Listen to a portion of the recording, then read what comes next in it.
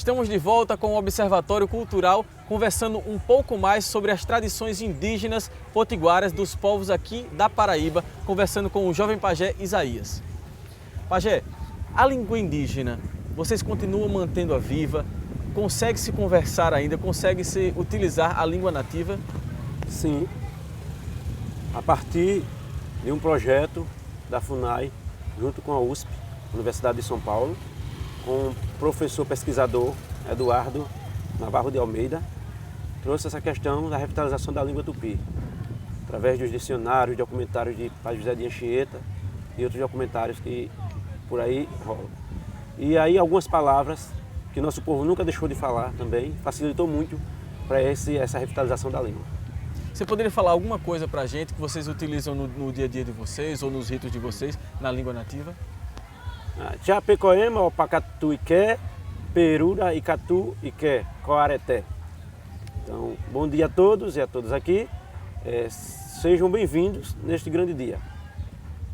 A Coé, Acel Manon, Iande Anamate, Oicoé, Icoivipe, Auyemaiene. A gente nasce, a gente vive e a gente morre, mas o nosso povo permanecerá para sempre nesta terra. Então são frases que a gente usa dia a dia, mensagem de força e fortalecimento para o nosso povo. E como é que vocês conseguem passar esses ensinamentos para as novas gerações? Através da comunidade, das associações indígenas, culturais indígenas do povo potiguara e das escolas diferenciadas indígenas.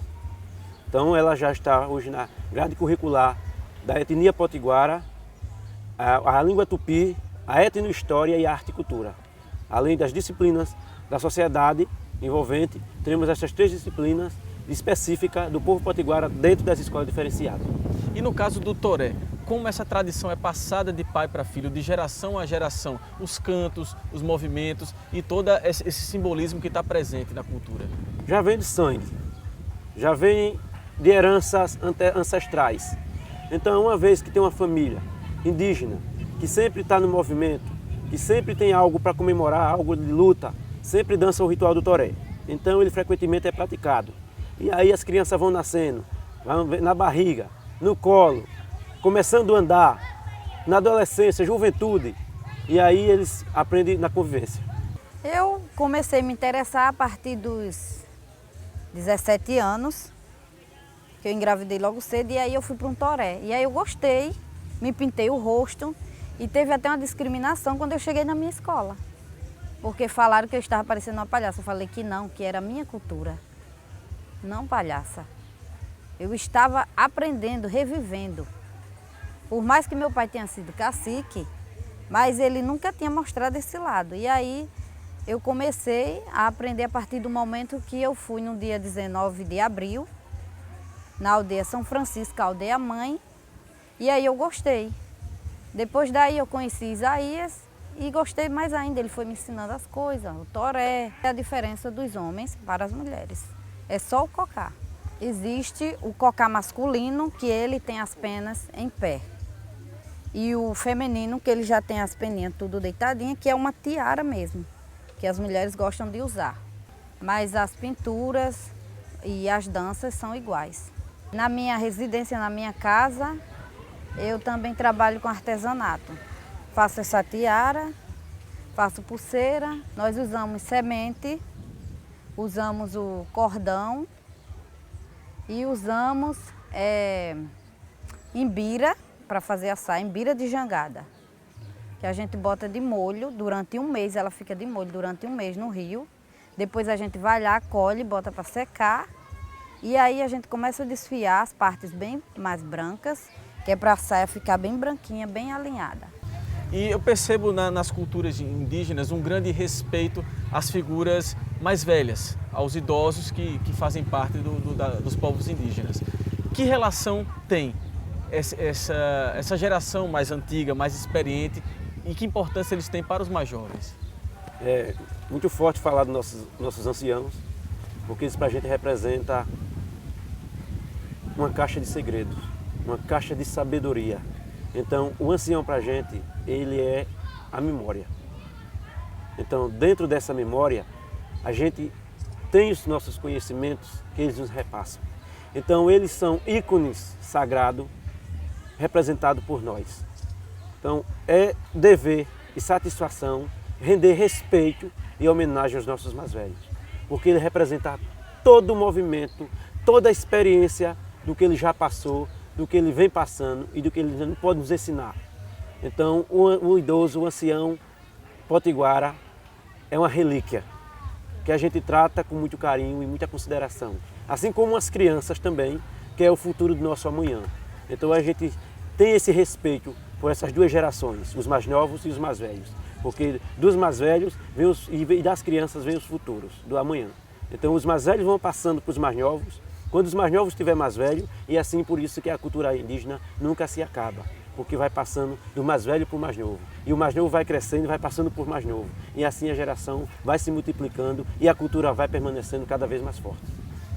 Já houve algum momento em que a tradição do toré ficou um pouco esquecida, um pouco abandonada, ou ela sempre se manteve forte? Houve algum momento em que vocês tiveram que buscar uma retomada dessa tradição? Sim, com a invasão, nosso povo, como foi a questão da língua, nosso povo foi proibido de falar a língua. Foi quando chegou a igreja, interferiu dentro de todos os nossos costumes. E aí a gente estava entre a cruz e a espada. Ou o índio deixava de falar sua língua e seguia sua cultura, sua tradição, sua religiosidade, ou era morto, assassinado cruelmente pela igreja. Então, como os nossos antepassados sempre sobreviveram de ciências e sabedoria, eles falaram, como nossa cultura é passada de geração para geração, nós podemos deixar de falar hoje, mas podemos viver para garantir nossa geração futura amanhã. E futuramente eles irão retomar tudo aquilo que a gente parou. Então, a partir desse momento, o povo potiguara se recuou e ficou um pouco parado, até chegar de ser discriminado, como muitas pessoas, a sociedade discrimina que no Nordeste não existe índio e na Paraíba. E a gente está aqui para provar o contrário, para provar que nós existimos, sempre existimos, estamos aqui, sempre vamos existir. Existe alguma coisa peculiar, particular dos povos indígenas paraibanos que você distinguiria de outros povos? Sim, porque o povo potiguara é o único povo mais aguerrido do país. Então o índio potiguara, ele é conhecido como um índio mais guerreiro, porque o índio potiguara foi a única etnia que enfrentou a invasão, o massacre, a guerra, expulsou os invasores de sua terra e permaneceu até hoje no seu território. Então essa é a diferença do povo potiguara, porque o povo potiguara é conhecido como o povo mais guerreiro do país. É realizado já há 6 anos, são realizados os Jogos Indígenas da Paraíba. E vocês fazem a apresentação do toré nesse evento que é um evento esportivo. Então que importância tem essa reafirmação de uma tradição cultural num evento que tem natureza esportiva? Uma correção, me perdoe, mas a gente não chama apresentação. A gente chama o ritual sagrado, a dança sagrada do toré. Um ritual, sim. E isso faz parte das atividades nossas do dia a dia, porque o esporte é vida, faz bem para a saúde. Os índios sempre praticaram os seus esportes. Um jeito diferente, mas eles tinham seus esportes. Era o jeito deles se socializar dentro da etnia, dentro do seu povo e até com outros povos. Então o toré, ele vem fazendo esta abertura, que é essa reafirmação, para que os nossos jogos continuem em paz, para que os nossos guerreiros tenham força de vencer e não desistam no meio das competições.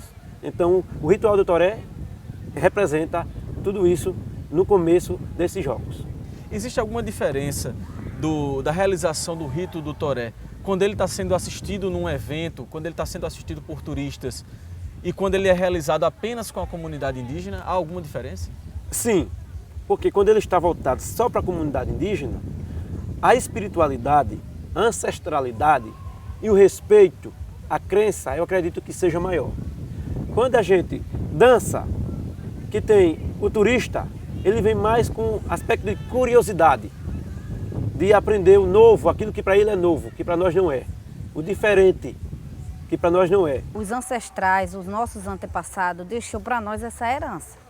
E então a gente tem que deixar ela viva, manter ela viva. Eu mantenho isso na minha casa. Meu menino já quer se pintar sozinho, ele tem 4 anos.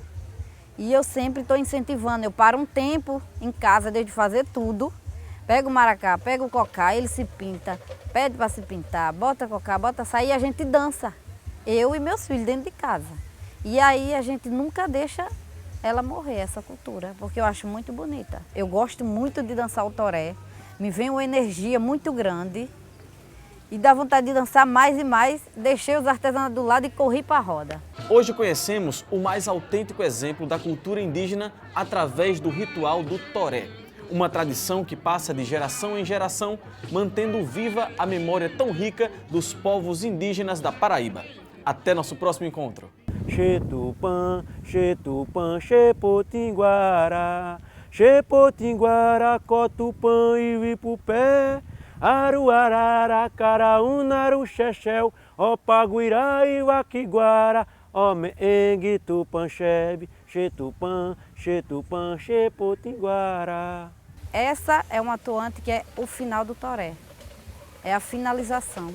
Os caboclos das aldeias quando vai pro mar pescar, os caboclos das aldeias quando vai pro mar pescar, dos cabelos faz o fio, do filho faz landoá, dos cabelos faz o fio, do fio faz landoá. E os caboclos das aldeias acessando a areia, e os caboclos das aldeias acessando a areia.